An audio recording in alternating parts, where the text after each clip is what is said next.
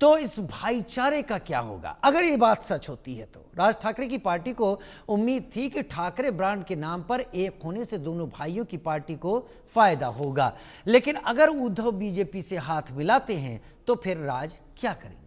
दरअसल उद्धव ठाकरे के बीजेपी से हाथ मिलाने के कयास तब से लगने शुरू हो गए जब से महाराष्ट्र के सीएम देवेंद्र फडणवीस ने 16 जुलाई को उद्धव ठाकरे को साथ आने का ऑफर दे दिया। ऑफर तक तो बात ठीक थी। इसके ठीक दूसरे दिन उद्धव और आदित्य ठाकरे की देवेंद्र फडणवीस से मुलाकात भी हुई। मुलाकात का सिलसिला यहीं नहीं रुका। मुंबई के सोफिटोल होटल में आदित्य ठाकरे की देवेंद्र फडणवीस से मुलाकात हुई। अपुष्ट सूत्रों के मुताबिक दोनों के बीच 1 घंटे तक वन ऑन वन बातचीत हुई। इन दिनों बीजेपी के खिलाफ लगातार मुखर रहने वाले संजय राउत भी खुलकर नहीं बोल रहे, चुप हैं। ऐसे में राजनीतिक विश्लेषक कयास लगा रहे हैं कि बीजेपी और उद्धव ठाकरे की नजदीकी बढ़ रही है। उद्धव ठाकरे इसलिए भी बीजेपी से हाथ मिलाने को उत्साहित होंगे क्योंकि जब तक बीजेपी से दोस्ती थी पार्टी मजबूत थी। 2019 के विधानसभा चुनाव में उद्धव ठाकरे की पार्टी शिवसेना को 56 सीटें मिली थी। बीजेपी के साथ उद्धव को सरकार बनाने का जनादेश मिला था, लेकिन सीएम बनने की जिद में उद्धव ने बीजेपी से दोस्ती तोड़ी। अब जब 2024 में शिवसेना यूबीटी ने विधानसभा का चुनाव लड़ा तो पार्टी को महज 20 सीटें मिली, यानी बीजेपी के साथ छूटते ही उद्धव कमजोर होते चले गए।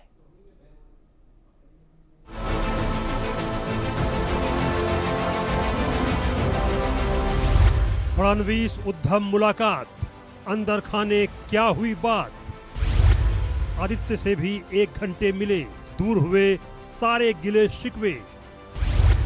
बीजेपी के साथ आएंगे उद्धव, राज ठाकरे क्या करेंगे तब?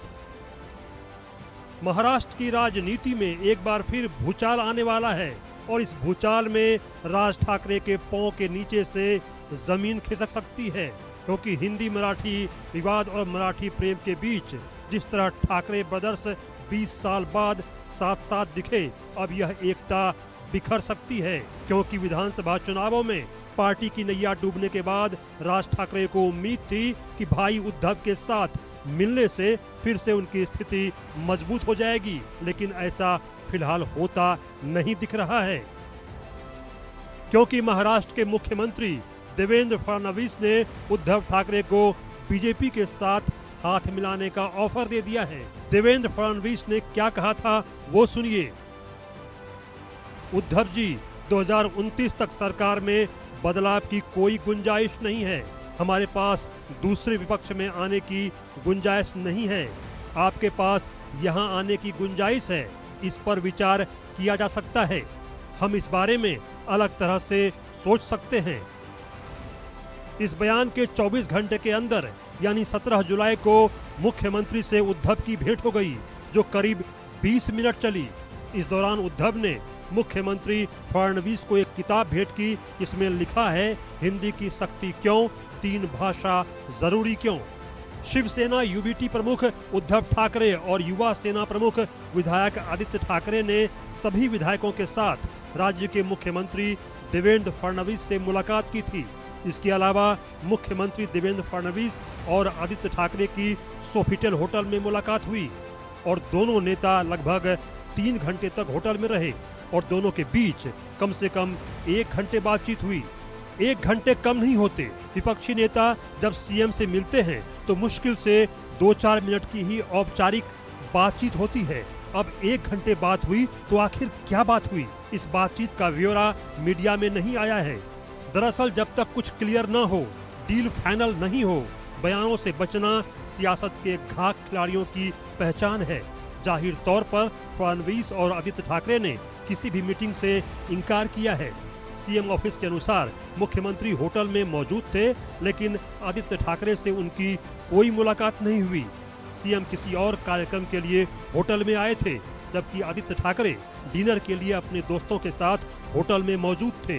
17 जुलाई को शिवसेना यूबीटी प्रमुख उद्धव ठाकरे की फडणवीस से मुलाकात विधान परिषद अध्यक्ष राम शिंदे के कमरे में हुई थी।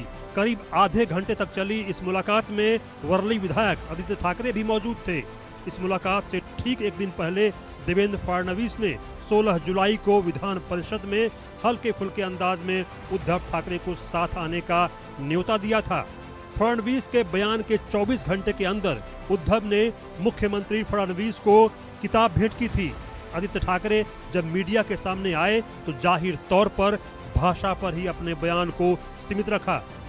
उनको हमने एक पूरा दाखला दिया है जिसमें बहुत सारे जो पत्रकार हैं, एडिटर्स हैं, बहुत सारे अराजकीय लोग हैं जिन्होंने त्रिभाषा सूत्री क्यों नहीं पहले से होना चाहिए इस पे लिखा है, वो हमने दिया है। बीजेपी ये 3 भाषाओं पे और पहली की कक्षा के विद्यार्थियों पे क्यों अन्याय करना चाहती है वो जवाब दे। मौके की नजाकत और राजनीति के खेल को समझिए। उद्धव ठाकरे कह रहे हैं कि अब कोई भी पार्टी नेता हिंदू विरोधी बयानबाजी नहीं करेगा। इधर उनके सलाहकार रहे संजय राउत भी अब उनके साथ नजर नहीं आते हैं और कई दिनों से वह मीडिया में कोई बयान भी नहीं दे रहे हैं।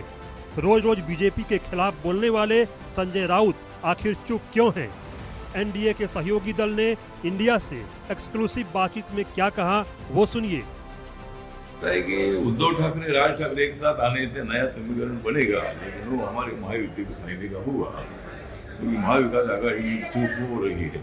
इसलिए मुझे लगता है कि ये दोनों भाई एक आने से भी कोई उनको ज़्यादा पॉलिटिकल फायदा होगा नहीं। लेकिन ये जो भाषा का नाम पे जो लड़ाई चल रही है आपको लगता नहीं होना चाहिए? भाषा के नाम पर गुंडागर्दी नहीं होनी चाहिए। भाषा के नाम पर मराठी भाषी तो हम सब लोग ही हैं। 2019 तक बीजेपी शिवसेना साथ में थी। 5 साल पहले की दोस्ती में राजनीति में जैसी ठसक उद्धव ठाकरे की पार्टी की थी, वो दोस्ती टूटने के बाद कमजोर होती चली गई। चुनावी रैली में उद्धव ने पीएम मोदी को संबोधित करते हुए कहा था कि मोदी जी, दोस्ती आपने तोड़ी है, मैंने नहीं। कहने का मतलब ये कि उद्धव ठाकरे को बीजेपी से दोस्ती का सीधा फायदा मिल सकता है तो दोस्ती उनको मंजूर होगी। लेकिन सवाल है कि राज ठाकरे का आखिर क्या होगा? क्या वो फिर से अकेले हो जाएंगे? क्या 20 साल बाद भाई के साथ मंच साझा करने की कहानी सिर्फ एक कहानी बनकर रह जाएगी? Bureau report, India news. जब इस पूरे प्रकरण को आपके सामने रखते हुए हम भी क्या करके बात अपनी रख रहे हैं तो समझ लीजिए जो आम जनता है वो पिछले कुछ दिनों के एपिसोड को महाराष्ट्र में देखते हुए वर्तमान अपडेट्स जो अब सामने आ रही हैं उसको लेकर कितना कंफ्यूजन में होगी, क्या चल रहा है। क्योंकि राजनीति समझने के लिए राजनीति के जानकार और राजनीति को नजदीक से देखने वाले लोगों का अनुभव अगर साथ में ले लिया जाए तो चीजें स्पष्टता से समझ में आती हैं।